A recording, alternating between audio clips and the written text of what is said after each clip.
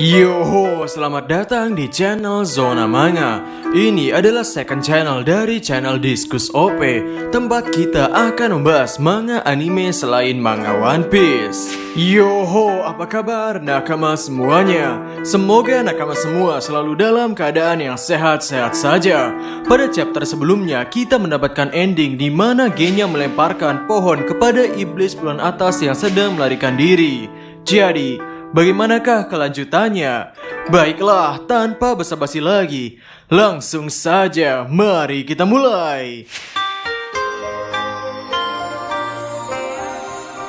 Pada cover chapter 125, kita mendapatkan cover berwarna, di mana di sana tertulis mengenai kondisi yang sedang terjadi.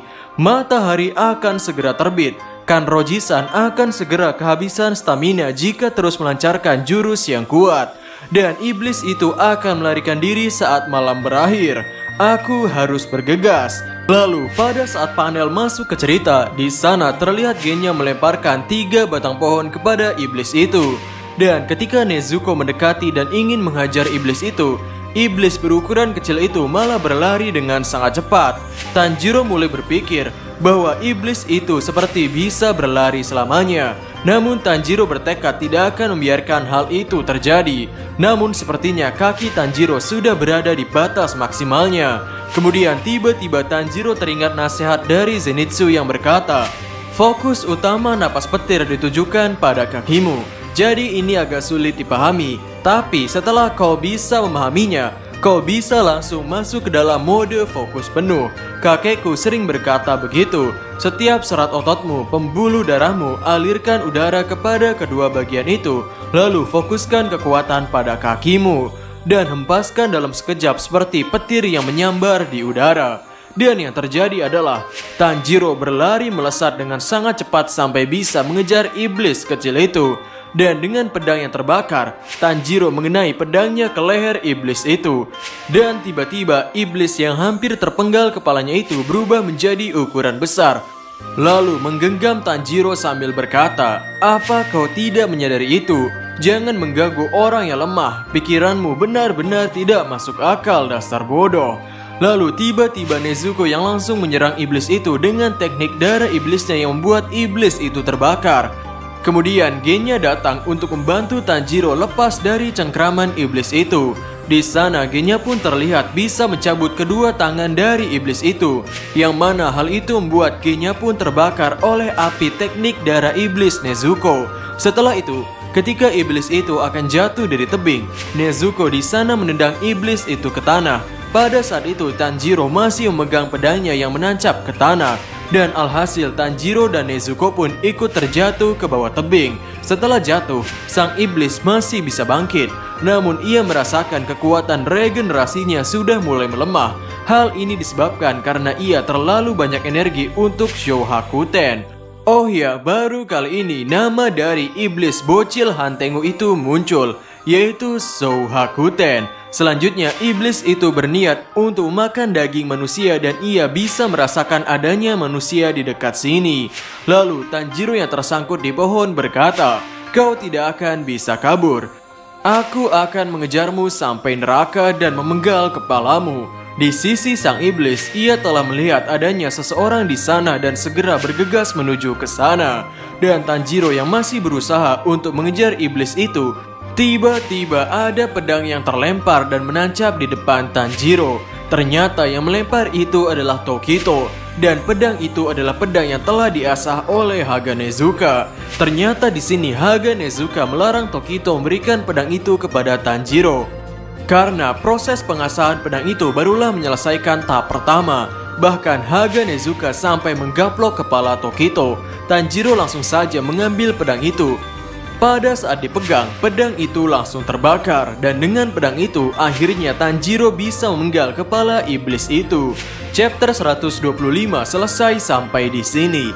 Kemudian pada chapter 126 berjudul Matahari Terbit dan Sinarnya Mulai Terlihat. Saat itu malam sudah berakhir. Dan tempat Tanjiro serta Nezuko berada sangat terbuka. sangat berbahaya bagi Nezuko. Setelah memenggal kepala iblis itu, Tanjiro langsung pergi ke tempat Nezuko. Tanjiro memperingatkan Nezuko untuk berlari bersembunyi ke tempat yang teduh. Namun Nezuko menunjuk ke arah belakang Tanjiro, yang ternyata iblis yang telah terpenggal kepalanya itu masih berlari mengejar warga yang ada di sana. Dan ketika Tanjiro melihat bekas kepala iblis yang terpenggal itu, tulisan pada lidahnya adalah kebencian. Padahal seharusnya lidah tubuh utama iblis ini bertuliskan ketakutan. Di saat Tanjiro tetap ingin menghentikan iblis itu, terlihat tubuh Nezuko mulai terbakar karena matahari. Tanjiro pun mencoba untuk menutupi Nezuko dengan badannya. Tanjiro tidak bisa mengharapkan bantuan dari Genya, Tokito dan yang lainnya karena berada di tempat yang jauh. Di sisi lain, Tanjiro merasa ia harus segera menghentikan iblis itu sebelum iblis itu memakan warga. Namun Tanjiro merasa ia tidak akan sempat jika ia melakukan hal itu sambil menggendong Nezuko. Di saat Tanjiro kebingungan harus melakukan apa, tiba-tiba Tanjiro ditendang jauh ke arah iblis oleh Nezuko, yang mengakibatkan Nezuko harus tertinggal dan mulai terbakar. Sambil mengalirkan air matanya, Tanjiro mulai mencoba mencium keberadaan dari iblis utama itu. Dan terlihatlah di sana, ternyata iblis utama itu berada dalam jantung tubuh iblis yang terpenggal itu. Lalu ketika iblis itu sudah memegang tubuh warga desa dan akan memakannya, Tanjiro mendarat di dekat iblis itu dan berkata, "Tembus semuanya dengan nyawamu." Lalu terlihatlah ingatan-ingatan dari iblis bulan atas nomor 4 Hantengu ini ketika ia masih menjadi manusia. Pada saat menjadi manusia, ia berpura-pura menjadi orang buta, dan Hantengu mencuri suatu barang milik orang yang bersikap baik padanya. Akibat hal itu, pemilik barang itu akan membawa kejadian ini ke tahap pengadilan. Namun Hantengu malah membunuhnya. Terlihat Hantengu memiliki permasalahan mental. Meski ia telah membunuh orang, ia hanya menyalahkan tangannya. Lalu suatu saat Hantengu pun tertangkap setelah membunuh orang yang berbeda di berbagai kota. Dan hukuman mati pun akan diberikan keesokan harinya. Dan sebelum hukuman itu dijatuhkan, Kibutsu Jimuzan pun datang dan menjadikan Hantengu menjadi iblis. Panel kembali ke sisi sekarang. Dengan pedang apinya Tanjiro menebas bagian jantung iblis yang terpenggal kepalanya itu, dan langsung tertebaslah iblis utama yang bersembunyi di sana yang membuat iblis itu langsung mulai lenyap.